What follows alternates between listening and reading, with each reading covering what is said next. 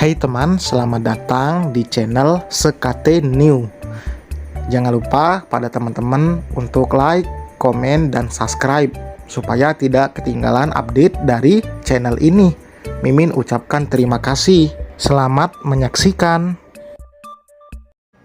Wanita soleha milik Casanova, bab 25. Setelah sadar dari keterkejutannya, Safa langsung berlari ke kamar mandi. Wajahnya sudah merah padam karena malu, bahkan merahnya mengalahkan baju seksi yang dikenakannya. Safa menutup wajahnya dengan kedua tangan. Rasanya ia tidak ingin keluar dari kamar mandi dan bertemu dengan Rafael saking malunya. Gue malu. Kenapa juga dia pakai narik selimutnya? Safa menggerutu dengan bersandar di pintu kamar. Jangan lama-lama, bentar lagi azan. Terdengar suara Rafael yang mengingatkan. Safa langsung mengambil air wudhu, namun ia tidak langsung keluar dari kamar mandi.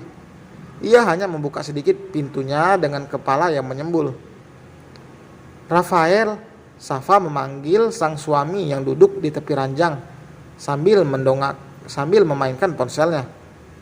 Rafael mendongak, tapi pandangannya tidak mengarah pada Safa. Kok kayak ada yang manggil ya? Gumamnya pura-pura sambil mengedarkan pandangan ke seluruh penjuru kamar. Rafael, jangan bercanda. Safa mulai kesal dan memanggil Rafael lebih kencang lagi. Suaranya ada, tapi kok orangnya nggak ada? Mengerti dengan maksud tingkah Rafael, Safa menghela napas panjang. Suamiku, Safa memanggil dengan lembut dan senyum tipis yang dipaksakan karena terlanjur kesal. Iya sayang, kenapa? Minta tolong dong. Rafael berjalan mendekat. Minta tolong apa? Tolong ambilin. Perkataan Safa terhenti. Ia berpikir lebih dulu jika ia meminta Rafael untuk mengambilkan gamis di dalam koper, sudah pasti Rafael akan melihat isi koper yang kebanyakan adalah baju dinas. Safa akan semakin malu nantinya. Namun jika meminta Rafael keluar, sudah pasti lelaki itu akan menolak. Ambilin apa? Aku pinjam baju kamu boleh? Tanya Safa dengan ragu. Hanya itu ide yang tiba-tiba melintas di benaknya. Baju aku? Safa mengangguk. Oke, bentar ya. Tanpa melayangkan banyak pertanyaan, Rafael berjalan menuju koper miliknya dan mengambilkan kaos untuk Safa. Dengan cepat, Safa mengambil kaos yang disodorkan Rafael. Masih malu-malu aja dia. Rafael mentertawakan tingkah Safa yang begitu lucu. Tidak lama Safa keluar menggunakan kaos milik Rafael yang tentu saja kebesaran saat Safa memakainya. Bagian bawahnya saja bahkan bisa menutupi paha. Setidaknya Safa tidak merasa telanjang di depan suaminya itu. Safa kini berjalan menuju koper miliknya dan memakai gamis yang ada. Ia bahkan membuka koper itu dengan hati-hati agar Rafael tidak bisa melihat isinya. Saat akan sholat tentu saja harus memakai baju terbaik, karena kita akan menghadap Sang Pencipta. Kebanyakan orang saat sholat hanya mengenakan baju biasa, baju seadanya. Bahkan baju yang sebelumnya dipakai untuk tidur, dipakainya lagi untuk sholat. Kenapa saat bertemu orang saja penampilan diperhatikan, tapi saat bertemu Allah, apa yang dipakai seolah diabaikan? Hal kecil yang sebenarnya banyak disepelekan oleh orang. Mungkin banyak juga yang belum mengetahui itu. Rafael tidak menggoda Safa, karena saat Safa sedang memakai gamisnya, azan Isya berkumandang. Ia akan melanjutkan nanti sholat selesai. Hobi baru Rafael memang mengganggu istrinya. Melihat Safa kesal itu seolah jadi candu. Ia akan penasaran jika belum membuat istrinya itu kesal. Selesai melaksanakan kewajiban pada Sang Maha Kuasa, Rafael langsung berbaring dan menaruh kepalanya di pangkuan Safa, padahal wanita itu baru saja akan membuka mukenanya. Masih malu-malu ya, pipinya merah gini. Rafael mengelus pipi Safa. Siapa juga yang malu? Aku. Ponsel Rafael yang ada di tepi ranjang berdering. Tangan lelaki itu langsung terulur mengambilnya. Panggilan video masuk dari ibunya. Namun saat dijawab malah wajah anak-anak yang terlihat. Papa, Mami mana? Dari tadi kita nungguin. Ale langsung menyerbu.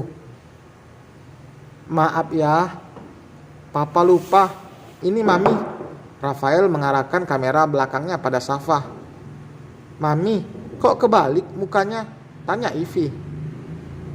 Sebentar ya, ujar Safa. Ia lalu meminta Rafael untuk bangkit agar Safa melepaskan mukena yang dikenakannya.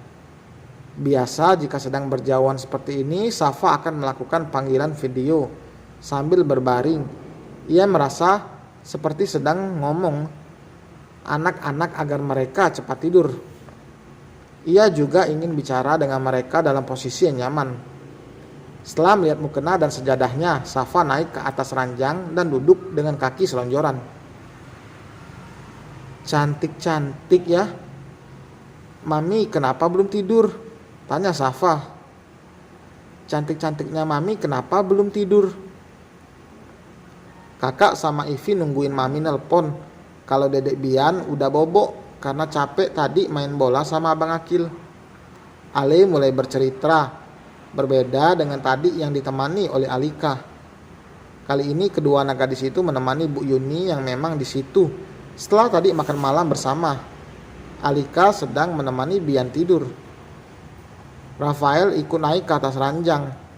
Ia mengambil posisi yang sama seperti tadi, menjadikan paha Safa sebagai bantal dan memperhatikan wajah wanita itu dari bawah.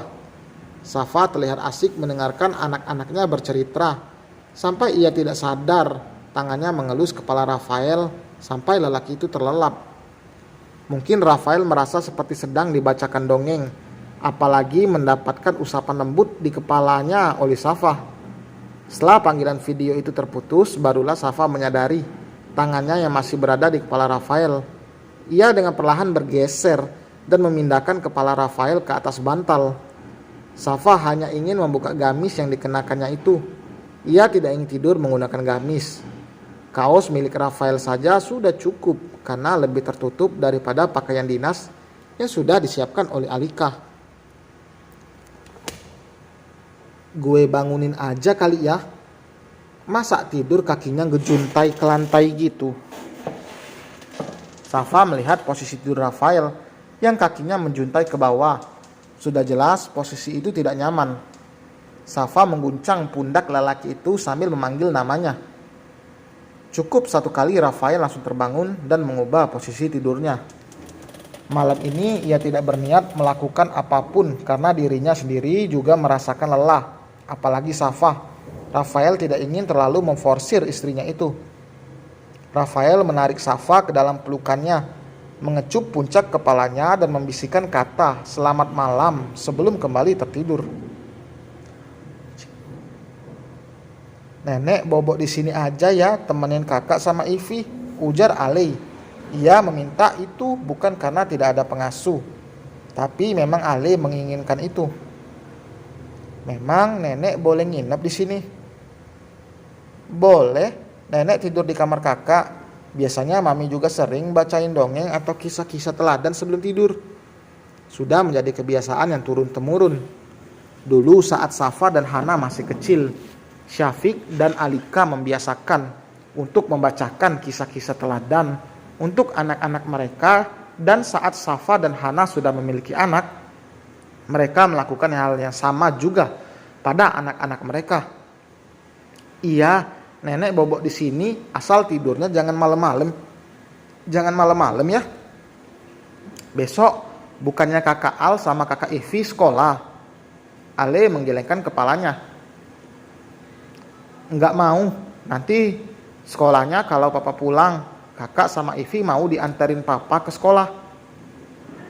Iya, teman-teman Ivy biasanya diantari sama papa-papanya. Kalau kakak sama Ivy cuma diantari mami terus, ditungguin sama mbak sampai pulang sekolah. Cerita polos anak-anak, tapi membuat hati Bu Yuni seperti tersentil. Takdir yang ada memang seharusnya seperti ini. Anak-anak harus kehilangan ayah mereka sebelum mereka mengerti arti sebuah kehilangan. Siapa yang mau kehilangan orang terkasih? Tidak ada yang mau. Namun kembali lagi, kita semua hidup di dunia hanya sementara. Semua akan berpulang saat waktunya tiba. Hanya menunggu giliran saja. Wajar anak-anak yang belum mengerti ini mengungkapkan kekecewaannya karena melihat teman-temannya memiliki orang tua lengkap sedangkan mereka tidak. Bu Yuni berharap dengan hadirnya Rafael bisa melengkapi kekurangan yang ada di dalam keluarga kecil Safa. Sekarang ada orang yang bisa mereka panggil ayah, yang bisa mengantar mereka sekolah dan bermain, yang bisa menjaga mereka. Bu Yuni tersenyum. Ia mengelus puncak kepala Ali dan Ivi bergantian. Iya, nanti sekolahnya diantari papa. Tapi sebelum papa pulang, kalian harus tetap sekolah ya. Iya, besok dianterin aja dulu sama abah, jawab Ali. Jangan, kasihan abah udah tua, nanti capek. Dianterin Bang Akil aja, balas Ivi. Ia bicara dengan polosnya, mengatakan Syafiq sudah tua. Memang kenyataannya seperti itu. Syafiq tidak muda lagi, bahkan rambutnya sudah memutih. Namun tubuhnya masih sehat, bahkan kulitnya masih kencang, dan otot tubuhnya saja masih terbentuk. Matiin sang menantu saja kalah dari Syafiq yang rajin olahraga dan juga mengkonsumsi makanan sehat.